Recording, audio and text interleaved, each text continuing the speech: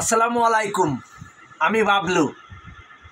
আমাদের এই বাংলাদেশের কথাই বলি যে ইসলামের অনুযায়ী আমরা গরুর মাংস খেয়ে থাকি, বেশিরভাগ গরুর মাংস, খাসির মাংস এবং মৃত কোনো মাংস, প্রাণীর মাংস খাওয়া নিষেধ ইসলামের দিকে।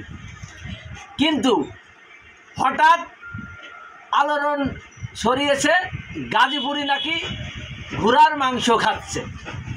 তা আসলে একসময় মুরব্বীকে মুখে শুনেছি যে ঘোড়ার মাংস খেলে নাকি সে পাগল হয়ে যায়।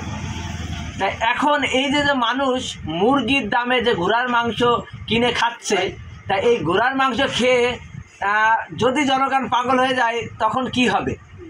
আর এই ঘোড়ার মাংস খেলে অনেক লোক আসলে বমি করছে এবং আসলে শখে শখে খাচ্ছে। কিন্তু মুরগির মাংস আর ঘোড়ার মাংস যদি একই দাম হয় তাহলে মানুষ কোনটা খাবে, ঘোড়ার মাংস না মুরগির মাংস? আপনারাই বিবেচনা করুন, আপনারাই সিদ্ধান্ত নেন আপনারা কোনটা খাবেন। ধন্যবাদ।